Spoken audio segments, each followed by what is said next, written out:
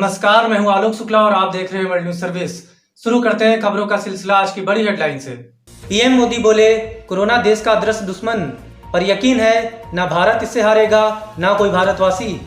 WNS Delhi से मिली report के अनुसार कोरोना की बढ़ती रफ्तार पर प्रधानमंत्री नरेंद्र मोदी ने शुक्रवार को कहा कि यह महामारी देश का एक अदृश्य दुश्मन है, लेकिन हम सबको मिलकर इससे लड़ना होगा। पीएम मोदी ने कहा कि भारत हार नहीं मानने वाला देश है और मुझे पूरा यकीन है कि भारत इस महामारी का डटकर सामना करेगा। साथियों, आपने देश को कभी निराश नहीं किया है। इस बार भी आपसे यही उम्मीद है। कोरोना से बचाव के लिए आपको खुद पर, अपने परिवार पर, सामाजिक स्तर पर जो भी जरूरी कदम है, आवश्यकताएं हैं, उसे हमें उठाने ही है। मास्क लगातार पहनना बहुत जरूरी है। वो भी ऐसा पहनना है कि नाक और मुंह पर पूरी तरह से ढका रहे।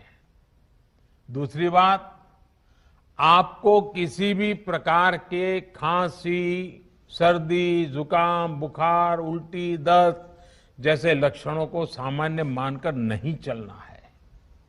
पहले तो खुद को यथासंभव दूसरों से अलग करना है, फिर जल्द से जल्द कोरोना टेस्ट करना है, और जब तक रिपोर्ट ना आए तब तक डॉक्टरों से जो दवाई बताई है वो जरूर लेते रहना है। साथियों, बचाव का एक बहुत बड़ा माध्यम है कोरोना का टीका।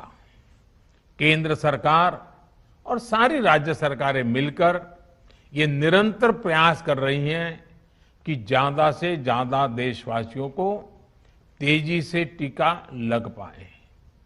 देश भर में अभी तक करीब 18 करोड़ वैक्सीन डोज दी जा चुकी है।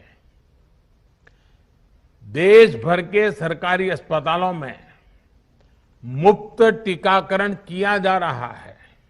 इसलिए जब भी आपकी बारी आए तो टीका जरूर लगवाएगा।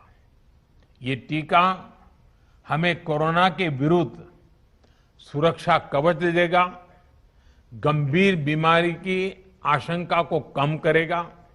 हां, टीका लगाने के बाद भी मास्क और 2 गज की दूरी के मंत्र को अभी हमें छोड़ना नहीं है। बता दें कि प्रधानमंत्री नरेंद्र मोदी ने शुक्रवार को प्रधानमंत्री किसान सम्मान निधि योजना के तहत वित्तीय लाभ की 8वीं किस्त जारी की। उन्होंने एक बटन दबाकर 9.5 करोड़ से अधिक लाभार्थी किसान परिवारों के खातों में 20,000 करोड़ रुपए से अधिक की राशि हस्तांतरित की। ममता का मोदी पर हमला, कहा पीएम किसान योजना के तहत पूर्ण राशि का भुगतान नहीं किया गया। WNS कोलकाता से मिली रिपोर्ट के अनुसार प्रधानमंत्री किसान सम्मान निधि योजना के तहत पश्चिम बंगाल के किसानों को शुक्रवार को कोष की पहली किस्त मिलने के बाद मुख्यमंत्री ममता बनर्जी ने केंद्र सरकार पर निशाना साधते हुए उस पर पूरी राशि भुगतान न करने का आरोप लगाया।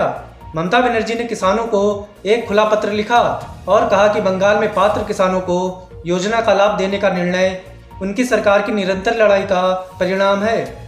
उन्होंने कहा कि पश्चिम बंगाल सरकार ने 2018 में कृषक बंधु योजना शुरू की थी, जो पूरे देश के लिए एक मॉडल बन गई है। केरल में बेहद तेज है कोरोना की रफ्तार, 23 मई तक के लिए लगा संपूर्ण लॉकडाउन। WNS चेन्नई से मिली रिपोर्ट के अनुसार केरल में कोरोना की रफ्तार थमने का नाम नहीं ले रही है, जिसके चलते सरकार ने कोविड-19 के प्रसार को नियंत्रित करने के लिए राज्य में लागू लॉकडाउन को 23 मई तक बढ़ाने की शुक्रवार को घोषणा की। इससे पहले राज्य में 8 से 18 मई तक लॉकडाउन किया गया था। मुख्यमंत्री पिनराई विजयन ने कहा कि जिलों में जांच में संक्रमण की उच्च दर सामने आने के मद्देनजर लॉकडाउन बढ़ाने का निर्णय लिया गया। राज्य में संक्रमण के दैनिक मामलों में कमी लाने के प्रयासों के तहत फिलहाल 9 दिन का पूर्ण लॉकडाउन लागू है।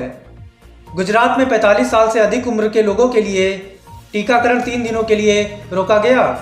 WNS गांधीनगर से मिली रिपोर्ट के अनुसार कोविड-19 टीकाकरण कार्यक्रम में बदलाव के बाद गुजरात में 45 वर्ष से अधिक उम्र के लोगों का टीकाकरण शुक्रवार से 3 दिन के लिए रोक दिया गया है।